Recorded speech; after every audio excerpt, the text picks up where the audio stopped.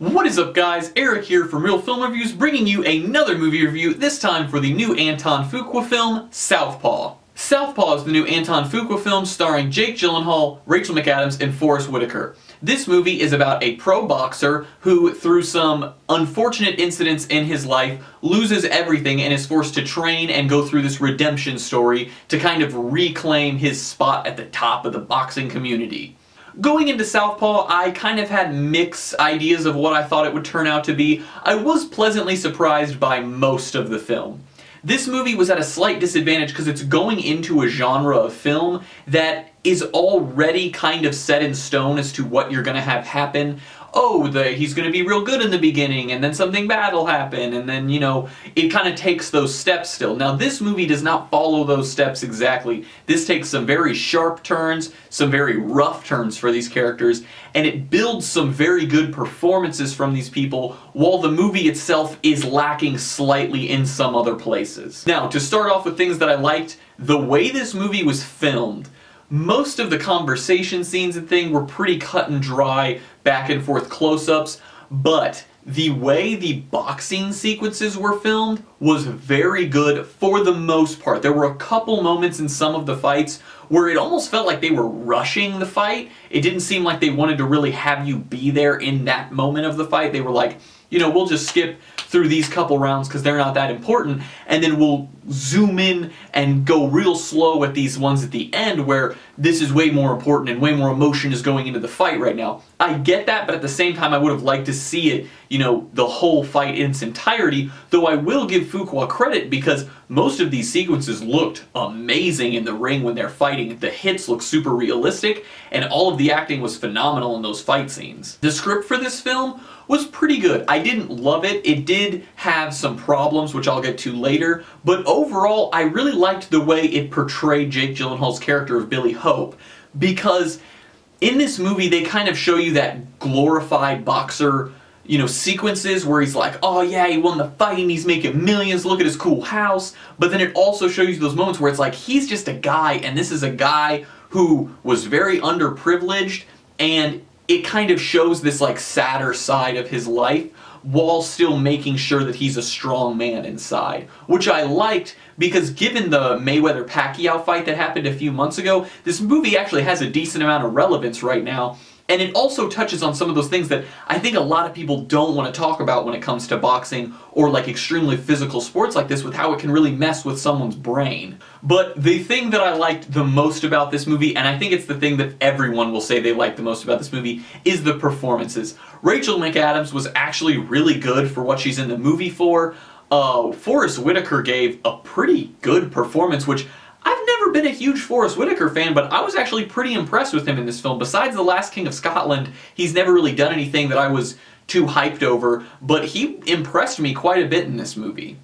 Also, the young actress Una Lawrence, who plays Jake Gyllenhaal's daughter, she was really good. She's very young, and I'm excited to see her get some more roles and see what else she could do, because this was a pretty dramatic performance for someone her age to pull off. There were moments where it had its weak points, but overall, she was very good for how young of a performer she was. But of course, the person that steals this movie and is giving maybe the best performance I've seen so far this year, it's definitely up there, it's a top 5 performance so far this year, is Jake Gyllenhaal. He is ripped in this movie. He's shredded, and the performance he gives is this beaten down boxer who is just trying to claw his way back from all the horrendous things that have happened to him is so good. Like, his speech, the way he talks in the film, the way he carries himself, all of the physical scenes, the physicality he brought to this role is insane. Like, going from Nightcrawler to this is crazy, because in Nightcrawler, he's so pale and thin, and like his cheeks are all sunken and everything, and this, he's just this like monster of a human being,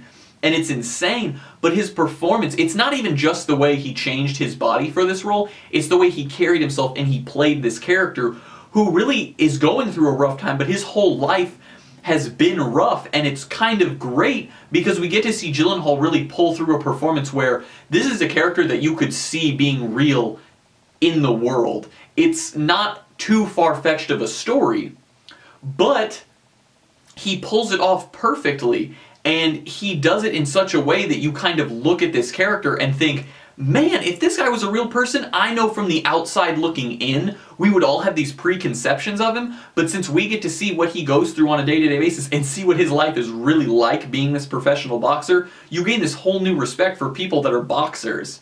Now, this movie was not perfect. It most definitely had its flaws. One of the flaws was the script. As I said earlier, it was going into a genre that has pretty set step work for the film that you're making. Now, this movie did take some turns to try to up the ante in some cases, but there's a decent amount of points in this movie where it kind of just feels like, okay, we're entering this sequence of the movie because it's a sports movie, you know? We're going into this part, or this part just got over with, so we're probably looking at going into this part. Which is kind of a bad excuse, but it is a little upsetting because this movie is directed by a director who has made some very good movies in the past, and I thought maybe he'd be able to add something more to that. He did in a couple cases, but for the most part, this movie does kind of fit its genre's idea of what a script would look like, at least by a step-by-step manner. And due to the fact that the script had to follow, well, didn't have to, but it chose to follow that step-by-step manner of this genre of film, there are some cliche moments in this movie. There's some moments where you meet a character or they talk about something happening, and for me, I kind of looked at it and I was just like, well, yeah, I kind of expected that to happen in this situation because of the movie we're watching. There had to be something else happen right there, otherwise that character would have served no purpose to the story. But by far, my two biggest gripes with this film are, one, there is a massive moment in the story that takes place that changes the entire course of this film, and then it's never talked about again. Like, it happens, and then characters make references to the outcome of the incident, but no one talks about what happened in the incident for the rest of the movie, and it's never ever resolved in the film, and I don't know why. And the other thing is the bad guy in the movie, the quote-unquote bad guy, the ending fight that Jake Gyllenhaal has to have in the ring, you know, that kind of situation, that guy is not built at all. He's basically just built as this, oh, look at this guy, he's this cocky boxer who thinks he can beat everybody, and then Jake Gyllenhaal's gotta fight him. Like, that's literally all he's built up as. There's no backstory given to this character whatsoever, even though the first time you meet him, they kind of give him just this little nugget of something that he does, where you kind of feel like, oh, maybe we're gonna get to learn a little bit more about this guy and see, you know, where he comes from or why he would do something like that, but we don't. Nothing about him at all. Which was kind of upsetting, but I guess it's a boxing movie, so really he just needs somebody to punch in the face, so whatever. But those were my main gripes with this movie. Overall, I really enjoyed Southpaw. It had a lot of suspense in the fighting sequences, and Jake Gyllenhaal gave an amazing performance. I'm not sure Oscar-worthy performance. If there are a lot of weak performances this year, then maybe. It's not as good as Nightcrawler in terms of his performance, but he did still bring a lot of physicality to this role, and I think he proved to a lot of people that he's willing to do a lot to make a great role in a movie. I'm going to give Southpaw a B+.